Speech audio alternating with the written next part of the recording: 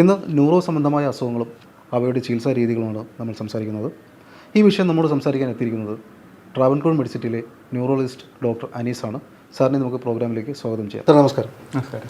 Sir, ഈ neuro സംബന്ധമായ അസുഖങ്ങൾ ഇപ്പം സാധാരണഗതിയിൽ നമ്മുടെ ജീവിതചര്യ രോഗങ്ങൾ, അല്ലെങ്കിൽ ഈ പറഞ്ഞ പോലെ നമ്മുടെ വ്യായാമമില്ലായ്മ, അല്ലെങ്കിൽ ഉറക്കക്കുറവ്, ഒരുപാട് പ്രശ്നങ്ങളുണ്ട്. അപ്പം ന്യൂറോ ആയിട്ട് ബന്ധപ്പെട്ട എന്തൊക്കെ അസുഖങ്ങൾ സാധാരണഗതിയിൽ ഇപ്പം കണ്ടുവരാറുണ്ട്? ഈ ന്യൂറോ എന്ന് വെച്ച് കഴിഞ്ഞാൽ പൊതുവേ ശരീരത്തിൽ എവിടെയും എന്തെങ്കിലും എല്ലാ ലക്ഷണങ്ങളും എന്തെങ്കിലുമൊക്കെ ന്യൂറോ വരാറുണ്ട്, സംബന്ധമായിരിക്കും. ന്യൂറോ സംബന്ധമായിട്ടുള്ള എന്തെങ്കിലുമൊക്കെ വരാറുണ്ട് അതിനകത്ത്.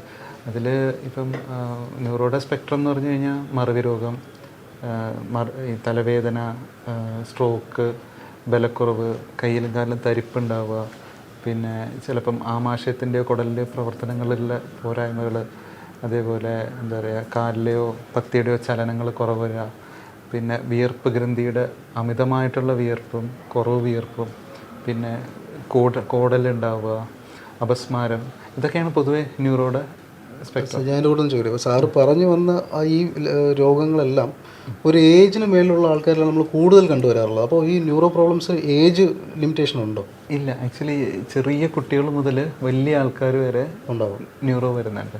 അപ്പം നമ്മൾ ചെറിയ കുട്ടികളിൽ എന്താ പറയുക, ജന്മന അവർക്ക് ഓക്സിജൻ ലഭിക്കാത്ത മൂലം അവരുടെ തലച്ചോറിലെ പ്രവർത്തനം കുറയുന്നതും, ചിലപ്പം പഠന വൈകല്യങ്ങളും കുറേയൊക്കെ ന്യൂറോയുടെ ഭാഗങ്ങളായിട്ട് കാണാറുണ്ട്. ഈ അപ്പോൾ പഠന വൈകല്യം എന്ന് പറയുമ്പോൾ ഈ ഓട്ടിസമായിട്ട് ബന്ധപ്പെട്ട് അങ്ങനെ ഓട്ടിസമൊക്കെ ടിപ്പിക്കലി ന്യൂറോ സാധനങ്ങളായത് നമ്മൾ. പക്ഷേ ഇങ്ങനെ ഓട്ടിസം പോലുള്ള വളരെ അധികം സമയവും ചികിത്സ എടുക്കേണ്ട സാധനങ്ങളിലൊക്കെ മൾട്ടി ഡിസിപ്ലിനറി ഇതാണ് വേണ്ടത്.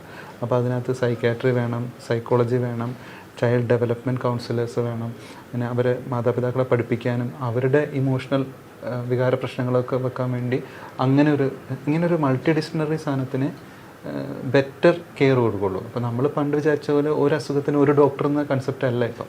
എല്ലാം ഒരു ടീം വർക്കാണ്. കാരണം ഒരു ഡോക്ടർ തന്നെ ഒരു പരിമിതമായ സമയമല്ലേ കൊടുക്കാൻ പറ്റുള്ളൂ. പക്ഷേ ബാക്കിയുള്ള ഡോക്ടേഴ്സിൻ്റെയും ബാക്കിയുള്ള സ്പെഷ്യലിസ്റ്റുകളുടെയും നോൺ ഡോക്ടർ ഇതര ആൾക്കാരുടെയൊക്കെ സഹായം വളരെ ആവശ്യമുള്ള ഇതാണ്. എസ്പെഷ്യലി കുട്ടികളും വലിയ അസുഖങ്ങൾ, ക്രോണിക് കണ്ടീഷൻസിനൊക്കെ വളരെ അനിവാര്യമാണ്. അല്ല, ഈ ന്യൂറോ നമ്മൾ സൈക്കാട്രിക് പറഞ്ഞായിരുന്നു, ഓർമ്മക്കുറവ്, ഉറക്കക്കുറവ്, ഇങ്ങനെയുള്ള സംഭവം. അപ്പോൾ ഇത് ഈ ഉറക്കക്കുറവ് തന്നെ നമ്മൾ പറയുകയാണെങ്കിൽ BP ആയിട്ട് റിലേറ്റ് ചെയ്യും. അല്ലെങ്കിൽ പല ന്യൂറോ അസുഖങ്ങൾക്കും ഷുഗർ ഒരു കാരണമാവാം, അല്ലെങ്കിൽ കൊളസ്ട്രോൾ കൊണ്ടും നമുക്ക് ഈ പറഞ്ഞ പോലെ നേരത്തെ പറഞ്ഞ കുടൽ അങ്ങനെയുള്ള പ്രശ്നങ്ങളിലും കൊളസ്ട്രോൾ കൊണ്ടും ചിലപ്പോൾ ന്യൂറോ സംബന്ധമായ അസുഖങ്ങൾ വരാമല്ലേ? ആക്ച്വലി ഞാൻ ഉറക്കത്തെ പറ്റി പറയാം. ഉറക്കം എന്ന് പറഞ്ഞാൽ നമ്മുടെ ബോഡിക്ക് റെസ്റ്റ് വേണം. അപ്പം നമ്മുടെ ഓരോ കോശങ്ങൾക്കും അതിലുണ്ടാകുന്ന ഈ വേസ്റ്റ് പാർട്ടിക്കിൾസും പിന്നെ അതിനുള്ള എനർജി മെറ്റബോളിസം കുറച്ചുകൂടി എഫിഷ്യൻ്റ് ആവാനും വേണ്ടി ഉറക്കം വേണ്ടതാണ്. അപ്പം നമ്മുടെ ഉറക്കത്തിന് എന്തെങ്കിലും കേടുപാടുകൾ തകരാറ് വരുന്നതിന് ശേഷം നമുക്ക് എന്താ പറയുക, നമ്മുടെ ഓട്ടോണമിക് സിസ്റ്റം അത് ആക്ടിവേറ്റ് ആവുകയും നമ്മുടെ BP കൂടുകയും ചെയ്യും. ഉറക്കമില്ലാത്തത് കൊണ്ട് പ്രിമച്വറായിട്ട് വളരെ എർലി പ്രായത്തിൽ തന്നെ ഹാർട്ട് അറ്റാക്ക്, സ്ട്രോക്ക് വരാനുള്ള സാധ്യതയുണ്ട്. മറവി രോഗങ്ങൾ, കാരണം ഉറക്ക സമയത്താണ് നമ്മുടെ ബ്രെയിനിൽ നിന്ന് അമൈലോയ്ഡ് എന്ന് പറഞ്ഞ ടോക്സിക് പദാർത്ഥം നീക്കം ചെയ്യുന്നത്. അപ്പോൾ അങ്ങനെ വന്നില്ലെങ്കിൽ ഓർമ്മക്കുറവ് പെട്ടെന്ന് വരികയും ചെയ്യും. പിന്നെ പൊതുവേ നമ്മളിപ്പോൾ കാണാറുള്ളത് ഈ മൊബൈലും TVയും രാത്രി ലൈറ്റിട്ട് നിൽക്കുന്നത് കൊണ്ട് നമ്മുടെ ഉറക്കം എഫിഷ്യൻ്റ് ആവുന്നില്ല. അതുകൊണ്ട് പെട്ടെന്ന് ആൾക്കാർ ദേഷ്യം വരികയും അതേപോലെ ഫോക്കസ് കിട്ടാതിരിക്കുകയും ഒരു ബ്രെയിൻ ഫോഗ് എന്ന പോലത്തെ അവസ്ഥയിൽ അതിൽ കൂടെ ജീവിക്കുന്നവരായിട്ടാണ്, ഇൻസോംനിയ പോലെ ഇങ്ങനെ ജീവിച്ചു പോകുന്നവരാണ് നമ്മൾ കാണുന്നത്. അപ്പം അതാണ് ഉറക്കത്തെപ്പറ്റി പറയാനുള്ളത്. അല്ല സാർ, ഇത് പറഞ്ഞ പോലെ ഈ ഒരു കാര്യം എന്ന് പറഞ്ഞാൽ ഫുഡ്, ഈ ഉറക്കം, റെസ്റ്റ് വേണം, എന്നാലേ നമുക്ക് മെറ്റബോളിസം ക്ലിയർ ചെയ്യാൻ പറ്റുള്ളൂ എന്ന് പറഞ്ഞു. പക്ഷേ ഇപ്പോഴത്തെ ലൈഫ് സ്റ്റൈലിൽ നമ്മൾ 1 മണി 2 മണിയൊക്കെയാണ് റോഡിൽ മുഴുവൻ ആൾക്കാർ ഭക്ഷണം കഴിക്കാൻ റെസ്റ്റോറൻറ്റുകളിൽ കയറിയാറുണ്ട്. അപ്പോൾ നമ്മുടെ ലൈഫ് സ്റ്റൈൽ മാറുന്നതിനനുസരിച്ച് ഈ അസുഖങ്ങൾ വരാനുള്ള സാധ്യത കൂടുതലാണ്, ഏറെയാണ്. അതെ. അപ്പോൾ പിന്നെ അതുപോലെ സാർ അതിൻ്റെ കൂടെ പറഞ്ഞാണ് വിയർപ്പ് കൂടുന്നതും കുറയുന്നതും കാരണമാവാന്ന് പറഞ്ഞാൽ. അപ്പോൾ നമ്മൾ എക്സർസൈസിനെ പറ്റി പറയുമ്പോൾ, എക്സർസൈസ് ഇല്ലായ്മ ഒരു കാര്യമായിട്ട് പറയുമ്പോൾ പോലെ തന്നെ ഇപ്പോൾ ഒരുപാട് അടുത്തിടെയായിട്ട് ജിമ്മുകളിലൊക്കെ ഒരുപാട് പേര് കുഴഞ്ഞു വീണ് മരിക്കുന്നതായിട്ടും അങ്ങനെ ഒരുപാട് പ്രശ്നങ്ങൾ കണ്ടുവരുന്നുണ്ട്. അപ്പോൾ ഈ ഓവറായിട്ടുള്ള എക്സർസൈസ് ഇതൊരു പ്രശ്നമായി മാറാറുണ്ട്. നമ്മൾ എപ്പോഴും ജിമ്മൊക്കെ തുടങ്ങുമ്പം നമ്മൾ ചെറുതായിട്ട് ഡോക്ടർ അല്ലെങ്കിൽ ഡോക്ടറിൻ്റെ ഒരു ലെവലിൽ അറിവുള്ള ഒരാളെ കൊണ്ട് ബോഡി ഒന്ന് പരിശോധിപ്പിക്കുന്നത് നല്ലതാണ്. കാരണം നമ്മൾ ഇപ്പോൾ പണ്ടത്തെ കാലം പോലെ അല്ല. പണ്ടത്തെ കാലമാണെങ്കിൽ ചെറിയൊരു ആരോഗ്യക്കുറവുള്ള ഒരാൾ എന്താ പറയുക, നമുക്ക് ചികിത്സ കിട്ടാതെയും അങ്ങനെ പറ്റും. അത് എന്താ പറയുക, അദ്ദേഹം വലിയ എക്സസൈസ് ഒന്നും ചെയ്യാതെ ഇരിക്കും. പക്ഷേ ഇപ്പം ചെറിയ അസുഖങ്ങൾ തന്നെ നമ്മൾ ചെറിയ മരുന്നുകളൊക്കെ കഴിച്ച് തരണം ചെയ്ത് തുടങ്ങി. അപ്പം നമുക്കൊരു ഹാർട്ടിലൊരു വാൽവിന് തകരാറോ മറ്റേ ഈ നമ്മുടെ എക്സസൈസിൻ്റെ കപ്പാസിറ്റി ഇല്ലാത്ത ആൾക്കാർ വരെ എന്താ പറയുക കുറച്ചുകൂടി മെച്ചപ്പെട്ട നിലയിലാണ് നിൽക്കുന്നത്. അവരവരുടെ ജീവിതം ശൈലി അങ്ങനെ ആക്കി വെച്ചേക്കുക. പക്ഷെ അവർ പെട്ടെന്നൊരു ദിവസം ജിം എടുക്കാൻ തുടങ്ങിക്കഴിഞ്ഞാൽ അവർക്ക് ബോഡി ടോളറേറ്റ് ചെയ്യില്ല. പൊതുവേ ഒരു അഡ്വൈസ് പറയാനാണെങ്കിൽ എന്താ പറയുക, ഒരു സൂപ്പർവൈസർ, ഒരു എന്താ പറയുക ഇൻസ്ട്രക്ടറുടെ മേൽനോട്ടത്തിൽ ചെറിയ രീതിയിൽ തുടങ്ങുകയും ക്രമേണ കൂട്ടിക്കൊണ്ടുവരികയാണ് ചെയ്യേണ്ടത്. എക്സസൈസ് ഏത് പ്രായത്തിലും എല്ലാവർക്കും അനിവാര്യമായ ഒരു സാധനം കൂടെയാണ് കേട്ടോ. അപ്പോൾ ഇന്ന ആൾക്കാർക്ക് ചെയ്യാൻ പാടില്ല എന്നൊന്നുമില്ല, പക്ഷേ എല്ലാവർക്കും ചെറിയ രീതിയിൽ വെച്ച് തുടങ്ങിയിട്ട് വേണം ചെയ്യാൻ വേണ്ടി. അപ്പോൾ ഈ ജിമ്മിൽ കുഴഞ്ഞു പോകണമെന്നൊക്കെ പറയുമ്പം പെട്ടെന്നുണ്ടാവുന്ന ഈ ഓട്ടോണമിക് സർജ്, നമ്മുടെ ഈ അഡ്രിനാലിനൊക്കെ പോലുള്ള സാധനങ്ങൾ പെട്ടെന്ന് ഉണ്ടാവുമ്പോൾ അതുകൊണ്ടുള്ള കാർഡിയാക് ഒരു അരതിമ്യാസ് വന്നിട്ടാണ് കുറേയേറെ നടന്നിട്ടുള്ളത്. ചിലതൊക്കെ നമ്മൾ അറിയാത്ത കുറച്ച് എന്താ പറയുക ഹാർട്ടിനും ഉള്ള കണ്ടീഷൻസും ഉണ്ട്.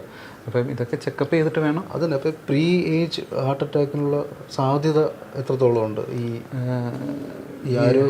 അമിതമായ എക്സർസൈസ് അല്ലെങ്കിൽ എക്സർസൈസ് ഇല്ലായ്മ, ഈ രണ്ടും. കാരണം ഇപ്പം നമ്മൾ ഈ 40കളിലാണ് രക്തക്കുഴൽ, നേരത്തെ ഒരു 60-ലൊക്കെ കണ്ടുവരുന്നത്. പക്ഷേ ഇപ്പം രക്തക്കുഴലിൻ്റെ അടവ് 40 മുതൽ നമ്മൾ ശ്രദ്ധിച്ചു തുടങ്ങുന്നുണ്ട്.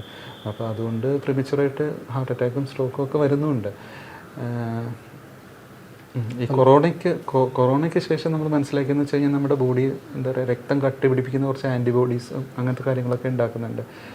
അപ്പം ഓട്ടോ ഇമ്മ്യൂൺ, അതായത് ശരീരത്തിൽ നമ്മളറിയാതെ ചെറിയ രീതിയിലുള്ള ഇൻഫ്ലമേഷൻ, എന്താ പറയുക വീക്കങ്ങൾ, അതുകൊണ്ടാണ് രക്തക്കുഴലിനുള്ളിലെ വീക്കം, അതൊക്കെ കൊണ്ടും സ്ട്രോക്കുകൾ അമിതമായിട്ട് കാണുന്നുണ്ടായിരുന്നു.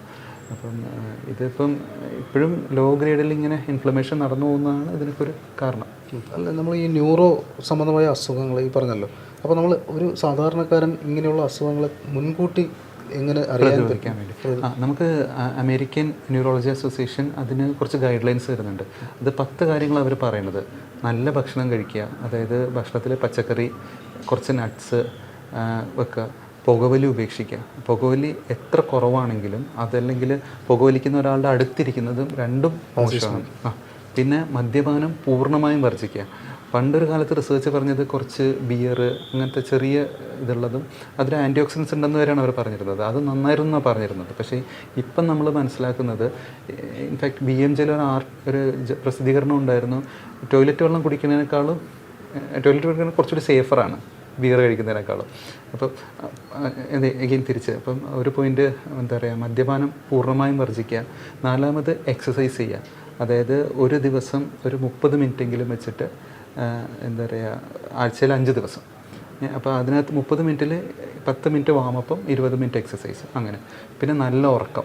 അപ്പോൾ ഉറക്കത്തിൽ കുറേ കാര്യങ്ങളുണ്ട്. എന്ന് വെച്ച് കഴിഞ്ഞാൽ ഈ ഗാഡ്ജറ്റ്സ് ഒക്കെ കുറയ്ക്കുക. എന്ന് വെച്ചാൽ സന്ധ്യ മയങ്ങിയ ശേഷം ഗാഡ്ജറ്റ്സ് കുറയ്ക്കുക, ഈ ബ്ലൂ ലൈറ്റ് കുറയ്ക്കുക, പിന്നെ കുറച്ചൊരു എക്സസൈസ് വെക്കുക, പിന്നെ എന്താ പറയുക നമ്മുടെ റൂം ഉറങ്ങുന്നതിൻ്റെ അന്തരീക്ഷം ചെയ്യുക, സ്ലീപ്പ് ഹൈജീൻ നമ്മൾ പറയും.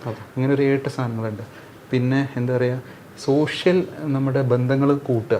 അതായത് ഇപ്പോൾ എല്ലാവരും അന്തർമുഖരായിട്ട് അവരവരുടെ ജോലി, അവരവരുടെ കാര്യം എന്നും പറഞ്ഞ് പോവുകയല്ലേ. അങ്ങനെ ചെയ്യാതെ പഴയ ആൾക്കാരെ വിളിക്കുക, പുതിയ റിലേഷൻസ് ഉണ്ടാക്കുക, അതും വേണം.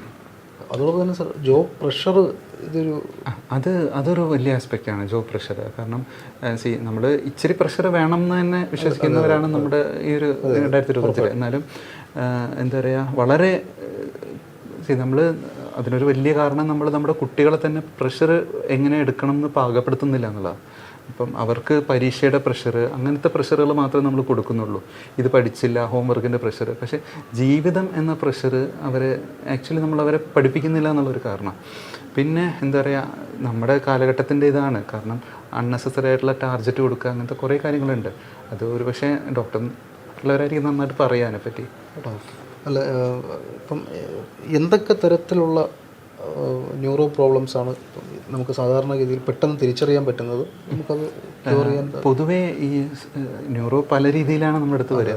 അപ്പം ഈ സ്ട്രോക്ക് പോലുള്ള കാര്യങ്ങളാണ് നമ്മൾ എംഫസൈസ് ചെയ്യുക. കാരണം വളരെ പെട്ടെന്ന് തിരിച്ചറിഞ്ഞു കഴിഞ്ഞാൽ നമുക്ക് വളരെ ശതമാനത്തിലേറെ ഇമ്മീഡിയറ്റ് ട്രീറ്റ്മെൻറ്റോ റിക്കവറി വരുന്നൊരു സാധനമാണ്.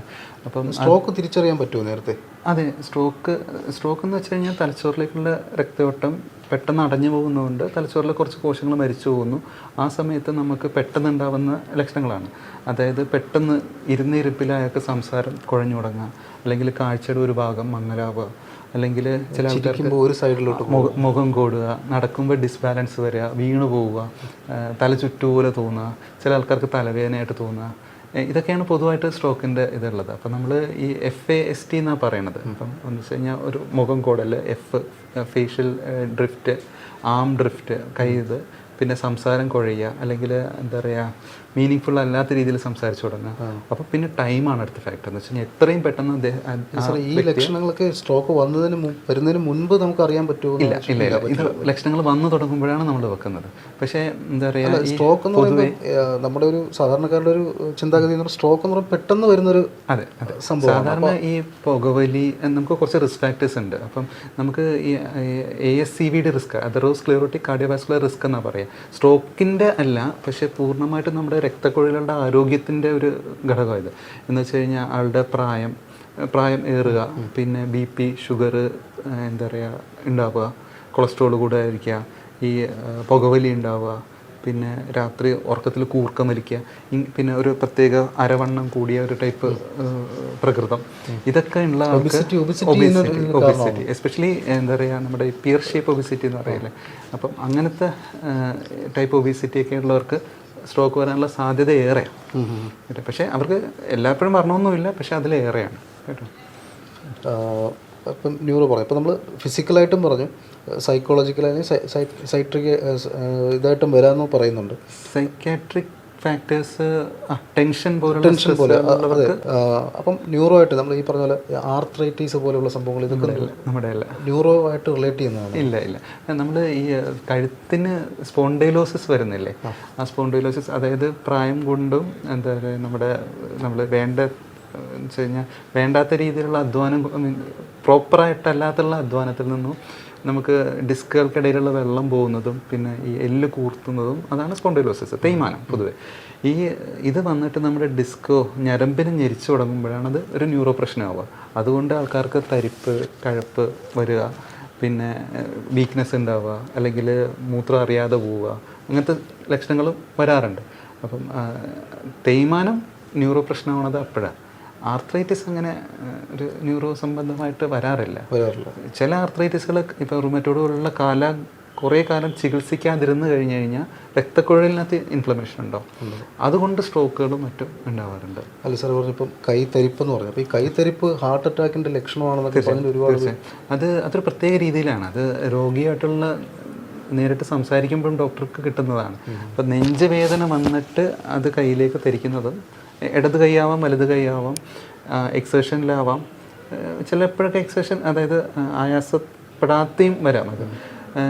പക്ഷേ ന്യൂറോയുടെ തരിപ്പ് അങ്ങനെയല്ല. അത് ചിലപ്പോൾ കിടന്ന് ഉറങ്ങുമ്പോഴൊക്കെ പെട്ടെന്ന് നമ്മൾ കൈ വെച്ചിട്ട് മരച്ചു പോകില്ലേ, അതുപോലെയുള്ള ഒരു തരിപ്പായിരിക്കും അത്. ഒരുപാട് ആൾക്കാർ കാല് തരിപ്പ്, കൈ തരിപ്പ്, അല്ലെങ്കിൽ നടുവിന് തരിപ്പ് ഇങ്ങനെ സ്ഥിരം പറയാറുണ്ട്. ഡോക്ടറുമായിട്ട് കാണുമ്പം ഡോക്ടർ നമ്മൾ ആരോഗ്യവിവരം ചോദിച്ച് മനസ്സിലാക്കുമ്പം കാലിൽ ഷുഗർക്ക് ഒരു 5 കൊല്ലമൊക്കെ കഴിയുമ്പോഴേക്കും കാലിൻ്റെ പാദം തരിച്ചു തുടങ്ങും.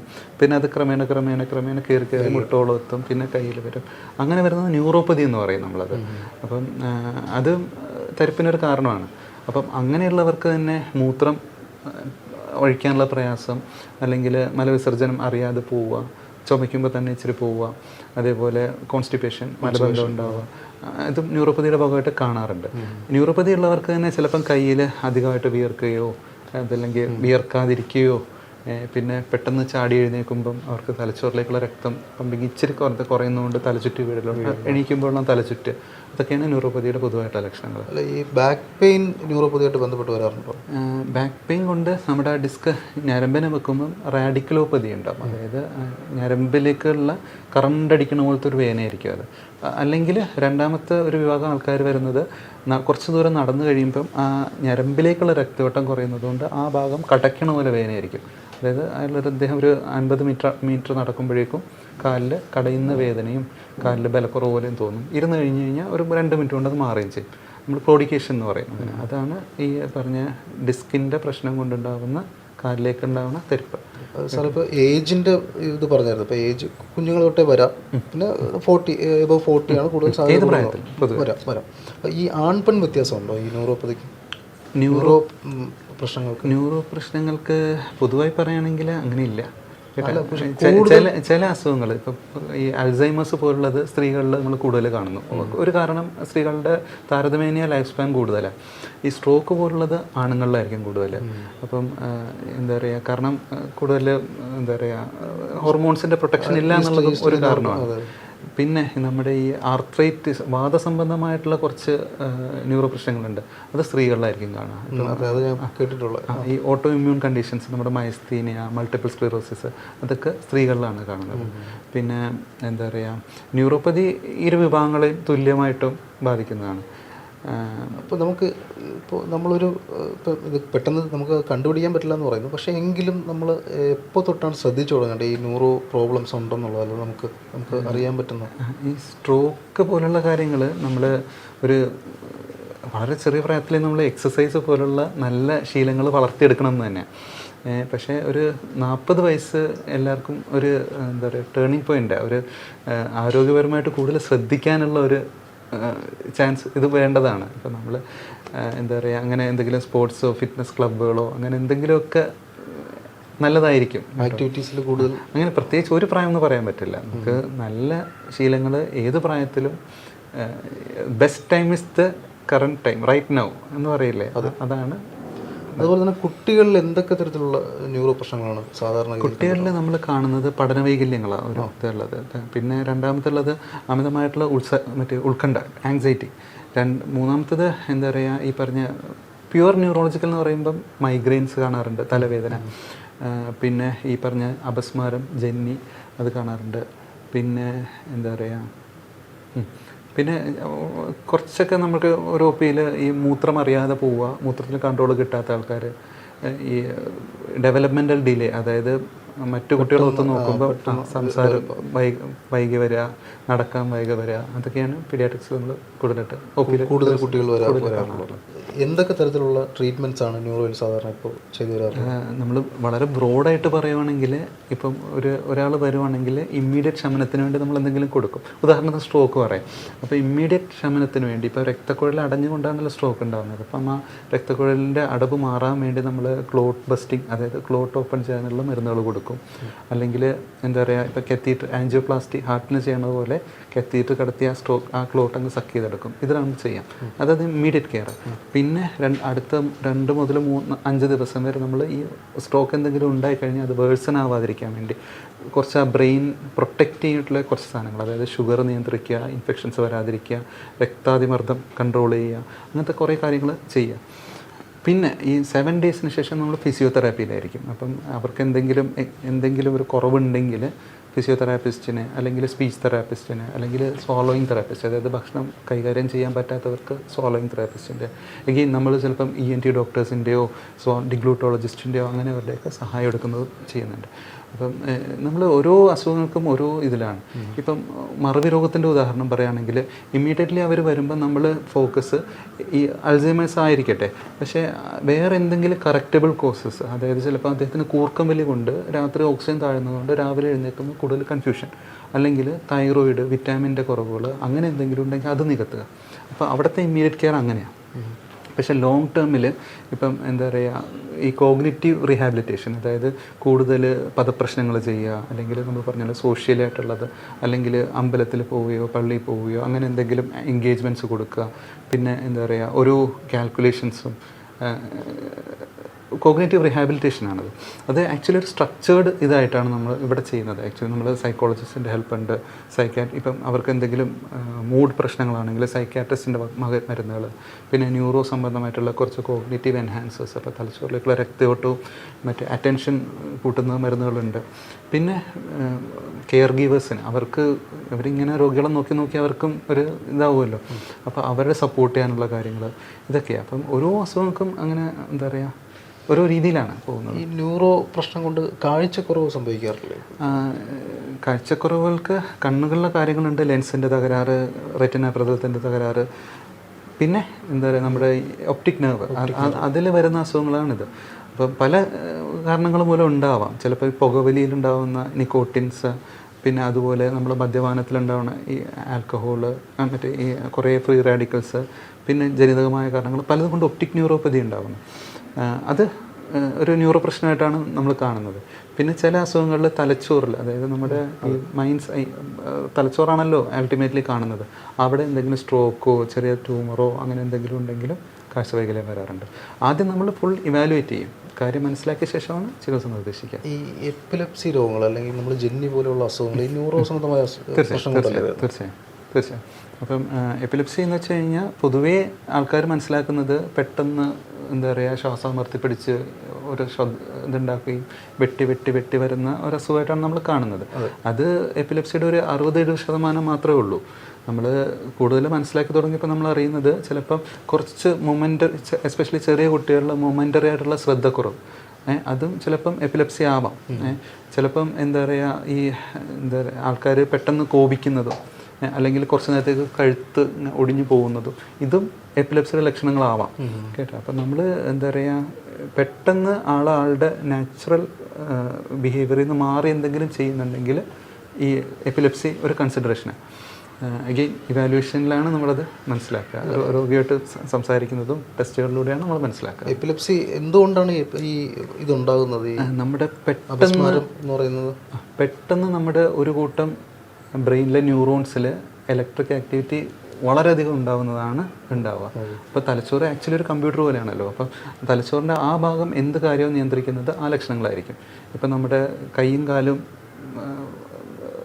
ചെയ്യുന്നതാണെങ്കിൽ അദ്ദേഹത്തിന് കയ്യിൽ വെട്ടലായിരിക്കും ഉണ്ടാവുക. പക്ഷേ കാഴ്ചയുടെ ഭാഗത്താണ് വരുന്നതെങ്കിൽ അദ്ദേഹം പെട്ടെന്ന് ഭൂതത്തെയോ പ്രേതത്തെ പോലെ എന്തെങ്കിലും രൂപം കാണുന്നതായിരിക്കും. ഒരുപക്ഷെ പണ്ട് നമ്മൾ യക്ഷിയെ കണ്ടു എന്നൊക്കെ പറയണതില്ലേ, വീണ്ടും യക്ഷിയെ കണ്ടു, ഗന്ധർവനെ കണ്ടു എന്ന് പറയുന്നത് എപ്പിലെപ്സി ആവാം. പെട്ടെന്ന് ഒരു രൂപം പോലെ വന്ന് മാഞ്ഞു പോകുന്നു, അതിനുശേഷം ആൾ കുറച്ച് നേരം കൺഫ്യൂസ്ഡ് ആയിരിക്കും കേട്ടോ. അപ്പം അങ്ങനെയുള്ള എപ്പിലെപ്സിന് ഫുള്ള് അബോധാവസ്ഥ വരണമെന്നില്ല. അവരെന്തെങ്കിലും ഒരു രൂപം കണ്ടു, അതങ്ങ് മാറിപ്പോയി, അങ്ങനെ ആവാം കേട്ടോ. അപ്പം അത് വളരെ ബ്രോഡായിട്ടാണ് ഉള്ളത്. ചിലപ്പം എന്താ പറയുക, ഈ കോമൺ ആയിട്ടുള്ളൊരു സാധനമാണ് ടെമ്പറൽ ലോബ് എപ്പിലെപ്സി. അതായത് തലച്ചോറിലുള്ള ഒരു ഓർമ്മകൾ കേന്ദ്രീകരിക്കുന്ന ഭാഗമാണ് ടെമ്പറൽ ലോബ്. അവിടെ വരുവാണെങ്കിൽ പെട്ടെന്ന് ആൾക്ക് എന്താ പറയുക, എന്തെങ്കിലും സ്മെല്ല് പോലെ തോന്നും. അതിനുശേഷം പഴയൊരു കാര്യം ഓർമ്മ വരുമായിരിക്കും ചെയ്യുക. കുറച്ച് നേരത്തേക്ക് അദ്ദേഹത്തിൻ്റെ മെമ്മറി ഡിസ്കണക്ഷൻ വരിക ചെയ്യുക. അപ്പം എന്താ പറയുക, നമ്മൾ റിയൽ ടൈമിലായിരിക്കില്ല ആൾ. അങ്ങനെ വരുന്നതാണ് ടെമ്പറൽ ലോബ് എപ്പിലെപ്സി. ഇത് കോമൺ ആണ് കേട്ടോ. ന്യൂറോ സംബന്ധമായ അസുഖങ്ങളെക്കുറിച്ച് ഏകദേശം ഒരു അറിവ് കിട്ടിക്കാണുമെന്ന് പ്രതീക്ഷിക്കുന്നു. അടുത്ത എപ്പിസോഡിൽ മറ്റൊരു വിഷയവുമായി വീണ്ടും കാണാം. അതുവരെ നന്ദി, നമസ്കാരം.